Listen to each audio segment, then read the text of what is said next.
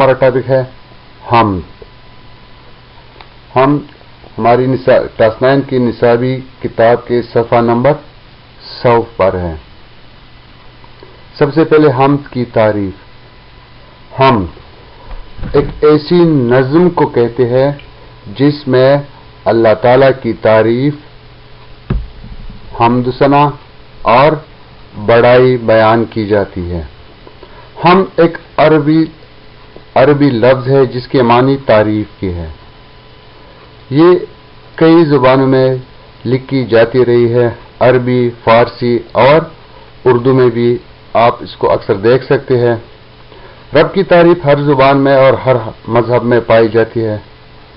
وہ نظم جس میں اللہ تعالیٰ کی تعریف کی جائے، اللہ تعالیٰ کی صفات، اس کی عظمت کا ذکر کیا گیا ہو، یہ نظم کسی بھی ہیئت میں ہو سکتی ہے. اس حمد کے شاعر کا نام الطاف حسین حالی ہے.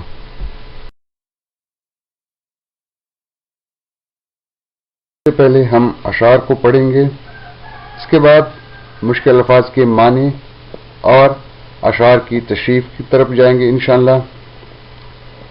قبضہ ہو دلوں پر کیا اور اس سے سوا تیرا، ایک بندہ نافرما ہے حمد سرا تیرا، کو سب سے مقدم ہے حق تیرا ادا کرنا، بندے سے مگر ہوگا حق کیوں کر ادا تیرا. محرم بھی ہے ایسا ہی جیسا کہ ہے نا محرم، کچھ کہہ نہ سکا جس پر یا بھید کھلا تیرا. جچتا نہیں نظروں میں یا خلعت سلطانی، کملی میں مگن اپنی رہتا ہے گدا تیرا.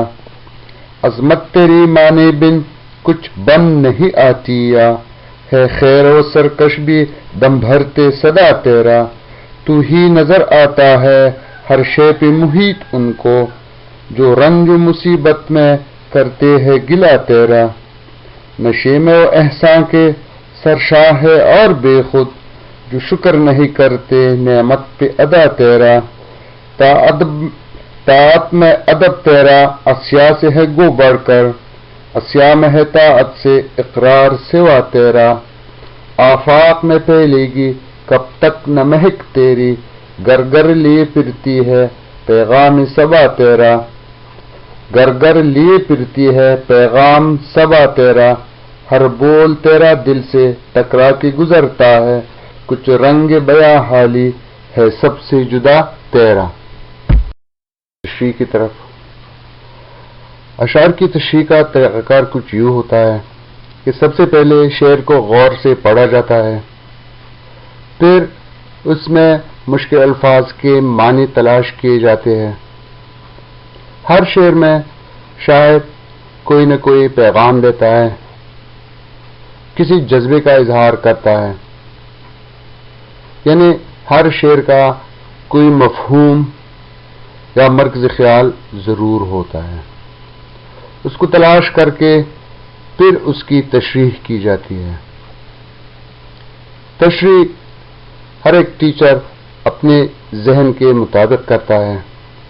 بازار میں جو نوٹس اویلیبل ہے اس کی تشریح الگ قسم کی ہوگی شاید، یا ہمارے ٹیچر صاحبان جو تشریح کرتے ہیں وہ شاید الگ قسم کی ہوگی، کیونکہ جس طرح میں نے عرض کیا کہ تشریح ہر ایک انسان اپنے ذہنی استعداد اور سوچ کے مطابق کرتا ہے. اس کا مطلب ہرگز نہیں کہ کسی کتاب میں، کسی گائیڈ میں، نوٹس میں یا کسی استاد صاحب نے جو نوٹس لکھے ہیں وہ تشریح غلط ہے. تشریح غلط نہیں ہوتی، بلکہ ہر ایک کی سوچ مختلف ہوتی ہے. میں نے بھی اپنی ذہنی استعداد کے مطابق اس شعر کی یا اس حمد کی تشریح کرنے کی کوشش کی ہے.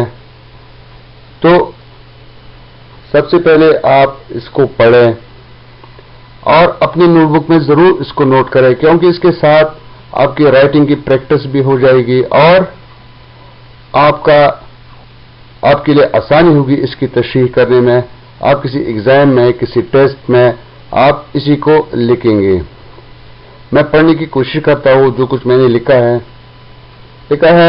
سب سے پہلے مشکل الفاظ کے معنی میں نے لکھے. میرے خیال میں یہ مشکل الفاظ تھی. آپ کو اگر کوئی اور مشکل لفظ ہو تو آپ ڈکشنری سے اس کو تلاش کر سکتے اس کے معنی، یا موبائل میں بھی گوگل پر بھی آپ کو یہ معنی آسانی سے مل سکتے ہیں۔ تو سوا کے معنی ہے زیادہ یا کثرت، نافرمانی کرنے والا یا باغی، حمد سرا تعریف کرنے والا۔ تشریح: تمام انسانوں کے دل اللہ تعالیٰ کے قبضے قدرت میں ہے۔ کوئی انسان خواہ کتنا باغی اور نافرمان کیوں نہ ہو، کسی نہ کسی صورت میں اللہ تعالیٰ کی حمد و ثنا ضرور بیان کرتا ہے، کیونکہ اللہ تعالیٰ کی اطاعت انسان کی فطرت میں شامل ہے۔ اس کا بہت بڑا ثبوت یہ ہے کہ مجھ جیسا نافرمان، یہاں پر شاعر نے اپنے آپ کو نافرمان کہا ہے، نافرمان بندہ بھی اللہ تعالیٰ کی تعریف بیان کر رہا ہے۔ نافرمان سے نافرمان شخص بھی اللہ تعالیٰ کی حکمیت تسلیم کرتا ہے اور اس کی صفات گنواتا ہے۔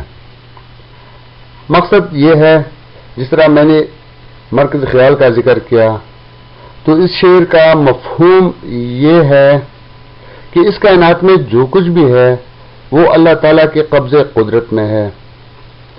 انسان بھی اللہ تعالیٰ کے قبضے قدرت میں ہے، تو ظاہر بات ہے انسان کے دل بھی اللہ تعالیٰ کے قبضے قدرت میں ہے، اور ہر انسان اللہ تعالیٰ کی بڑائی کو تسلیم کرتا ہے، خواہ وہ مسلمان ہو یا اس کا تعلق کسی بھی مذہب سے ہو، لیکن وہ دل میں یہ بات ضرور تسلیم کرتا ہے کہ اس کائنات کو بنانے والی کوئی ہستی ہے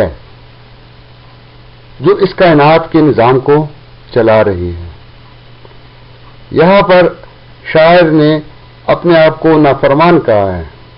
مقصد یہ ہے کہ شاعر کہنا چاہتا ہے کہ مجھ سے بہت سارے گناہ ہوتے ہیں، میں اللہ تعالیٰ کی نافرمانی کرتا رہتا ہوں، اس کے باوجود اللہ تعالیٰ کی بڑائی اور حکمیت میرے دل میں ہے، اس کو میں تسلیم کرتا ہوں۔